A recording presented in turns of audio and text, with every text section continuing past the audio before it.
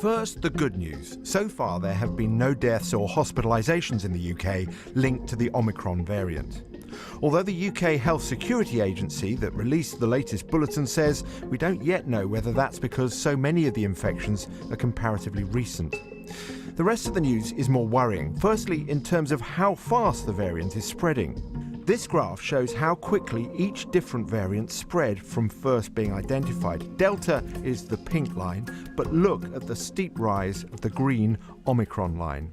The early data from South Africa is suggesting that people are, in fact, less likely to go into hospital with Omicron than they were with Delta. But it does depend. Just being less likely is valuable if you're the person who's been infected. But if you're looking at many, many more infections around the country, then of course, that will almost certainly outweigh the benefits of less severe disease on an individual basis. In Scotland, the First Minister announced new rules for household contacts of all confirmed COVID cases. 10 days isolation, irrespective of vaccination status or negative PCR test result. To be blunt, because of the much greater and faster transmissibility of this new variant, we may be facing, indeed, we may be starting to experience a potential tsunami of infections. What's got health officials and ministers worried are early studies of vaccine efficacy against the new variant. They describe it as much lower for AstraZeneca and Pfizer vaccines compared to the protection that they provide against Delta. However, effectiveness, they say, appears to increase considerably in the early period after a booster dose, providing around 70 to 75% protection against symptomatic infection. If you only had 2 doses of vaccine, you have very little protection against Omicron in terms of getting an infection with Omicron. What we haven't learned today is whether or not that still provides you reasonable protection against severe disease. But the good news is that a booster dose really does put your protection back up there in the 70, 80%, and that we saw after the second dose against Delta. The Health Security Agency says that all these results should be treated with caution, since there are still comparatively few Omicron cases. The UK government is not proposing any new measures as yet. So we absolutely do need to keep everything under review. I think the approach that we're taking is proportionate. We recognise the importance of balancing people's ability to get on with their lives with the need to protect them against this virus. But action is absolutely required.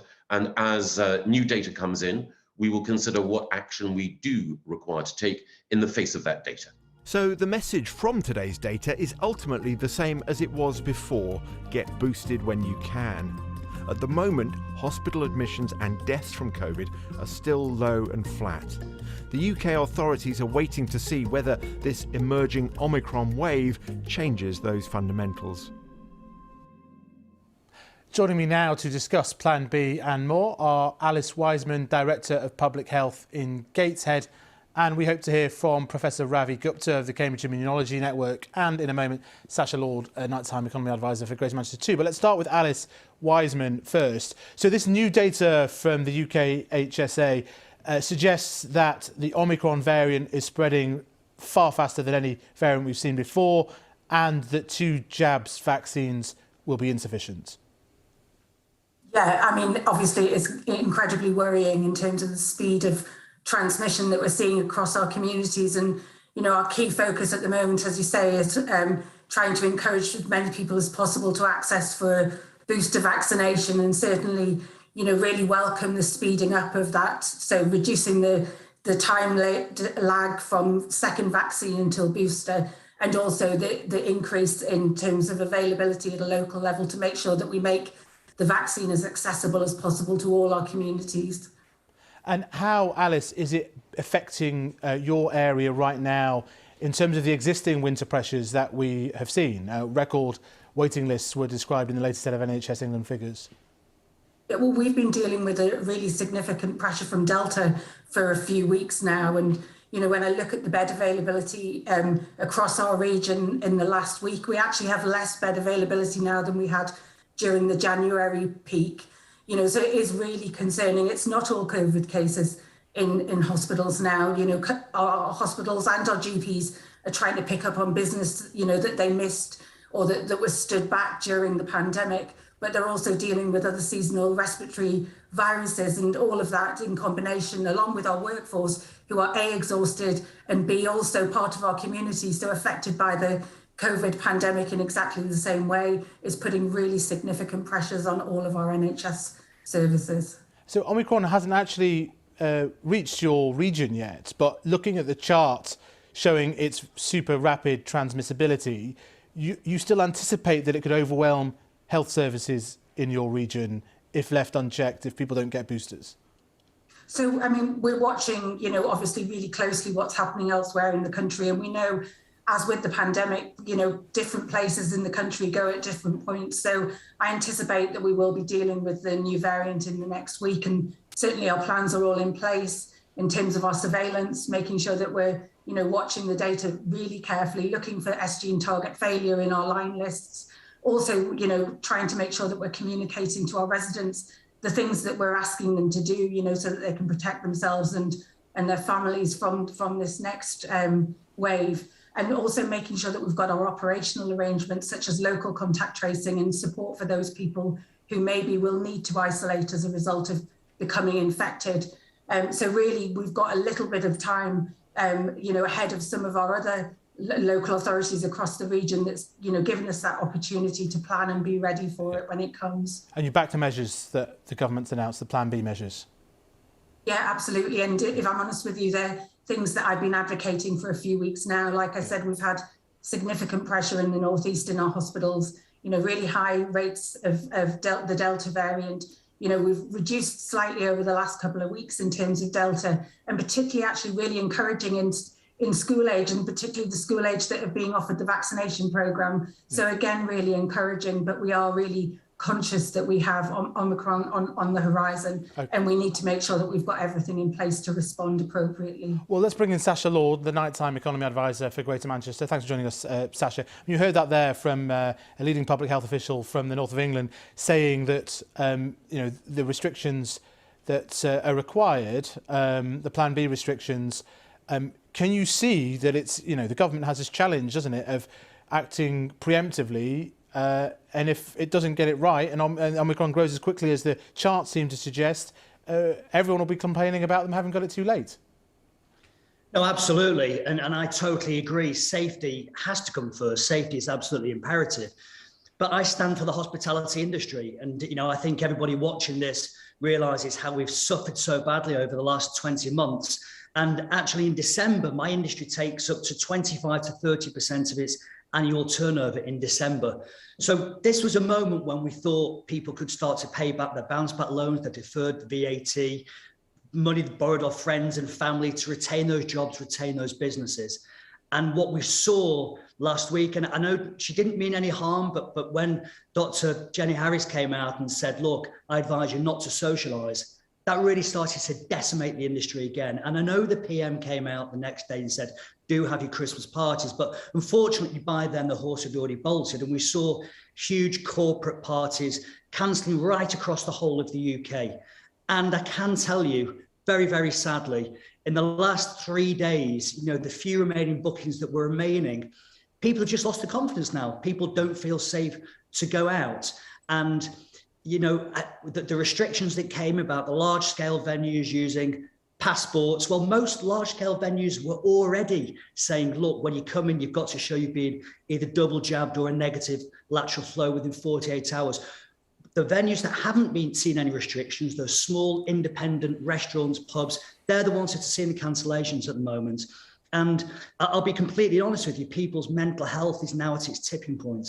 So the confidence effect has already happened. You know, from the government's perspective, they argue, well, actually, the new measures that are actually coming in, they're going to be voted on Tuesday, are relatively modest and don't therefore require further funding support. Your industry should be able to cope. But you're saying that the sort of general voluntary consumer confidence factor from where you're sitting has gone. Absolutely. It's not from where I'm sitting. The whole industry is seeing this right across the board. And, nobody wants handouts or anything like that, but we have given an absolute perfect solution to how we can help hospitality. And my biggest grievance this week was when the Prime Minister came out, he should have realised the knock-on effect, the domino effect this was going to have.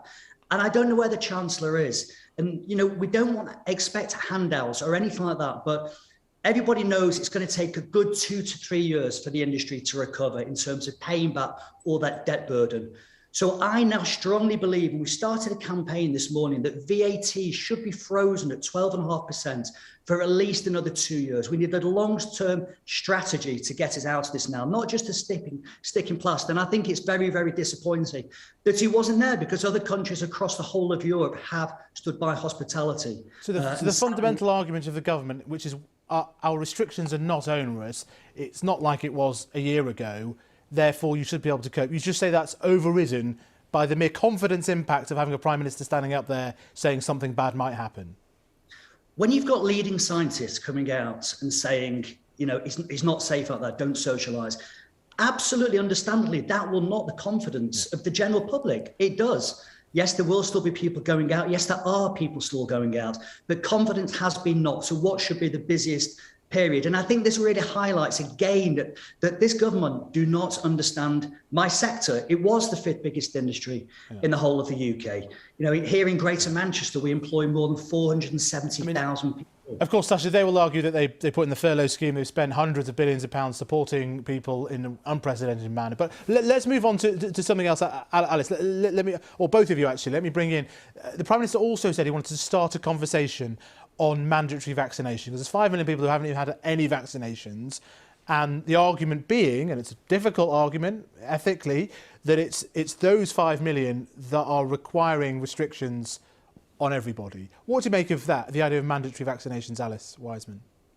So, for the general public, I think it's so important that people are able to make their own choices about, what sorts of medication that they want to accept. And actually, as much as it's really difficult, and I would want to work with people to encourage them, to try and dispel any of the myths, to try and persuade them that it is the right thing, I do think there comes a point where we have to accept that there are individuals who will make choices. And that's why I was pleased when I saw that vaccine passports for some of the larger venues were being seen alongside evidence of a negative test result as well, because both of those things in combination mean that we're not segregating our population. And I think the last thing we need to do now is to, it's to split the country in half, or not even in half, but have a kind of smaller minority, if you like, that are discriminated against as a result of it. So let me bring in Ravi Gupta from the Cambridge Immunology Network here. So this conversation the Prime Minister said he wanted to have